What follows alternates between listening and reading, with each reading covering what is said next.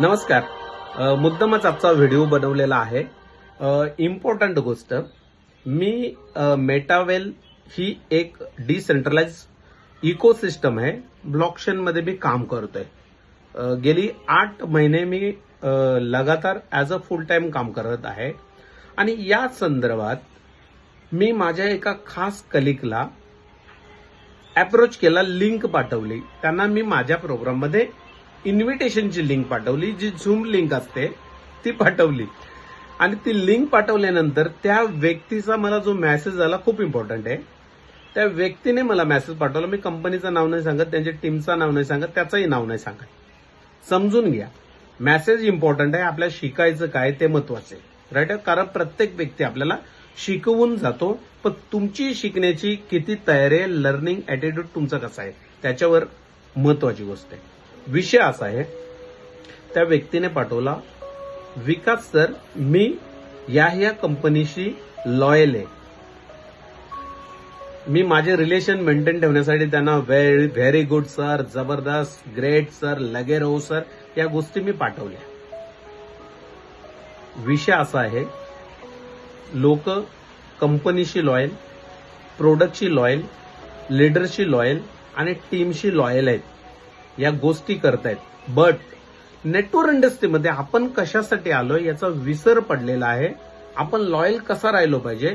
Company, product, leader, team यांच्याशी loyal असणं गरजेचं आहे, नो डाऊट. बट आपली लॉयलिटी कशामध्ये दिसली पाहिजे. आठवड्याची इन्कम, वीकली चेक, तुमच्या सोबत आलेली लोक त्यांचे आठवड्याचे चेक, तुमची बनलेली टीम त्यांच्यासाठी प्लॅनिंग, तुमच्या शेड्यूल मधून जी तुमची फॅमिली टायमिंग असेल किंवा तुमचा पर्सनल बिझनेस जॉब असेल, याच्यातून तुम्ही तुमच्या टीमला टायमिंग काढताय का, त्याच्यामध्ये तुमची लॉयलिटी आहे का. तुम्ही टीम डेव्हलपसाठी खर्च करताय का. चांगले लीडर्स लोकांना स्वतःची टीमचे पॉकेट्स लावून स्वतः जिम्मेदारीने काम करताय का. इथे लॉयलिटी पाहिजे.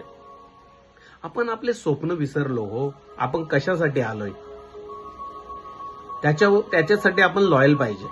आपले स्वप्न काय, आपण या इंडस्ट्रीमध्ये का आलोय. मार्केटमध्ये दुनियाची कामं आहेत ना. लोक भंगार विकून लाखो रुपये कमवतात ना, कमवतात, 100% कमवतात. मग नेटवर्क इंडस्ट्रीमध्ये येण्याची गरज काय पडली आणि एवढे दिवस लावण्याची गरज काय पडली. तर त्याच्या मागचा उद्दिष्ट काय आहे, मी कुठे लॉयल आहे.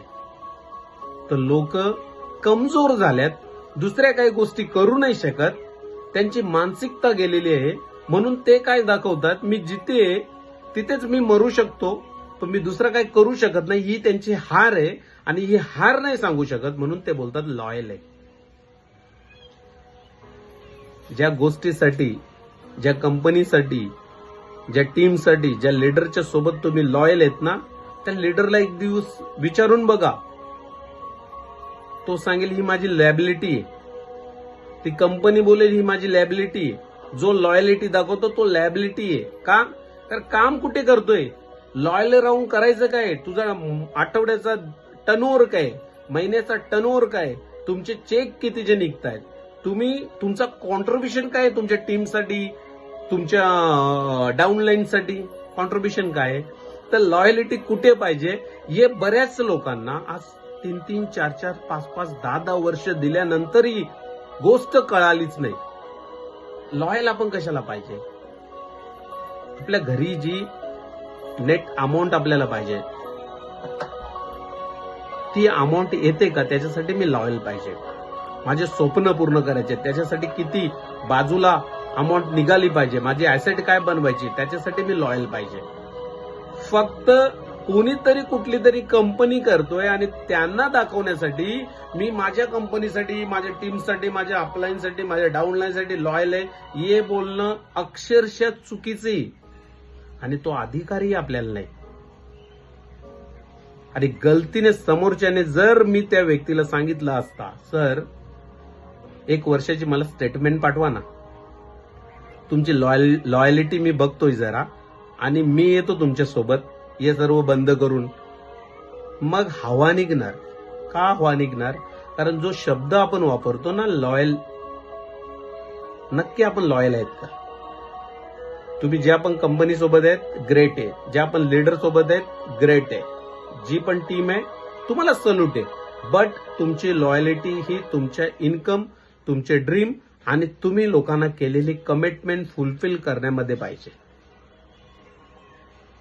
काम खूप आहे नेटवर्क इंडस्ट्रीमध्ये, जिथे कराल तिथे कमीच आहे. फक्त एकच लक्षात ठेवायचं आहे, आपल्याला फसायचं नाही आणि आपण आपल्या माध्यमातून आपल्या लोकांना फसवायचं नाही.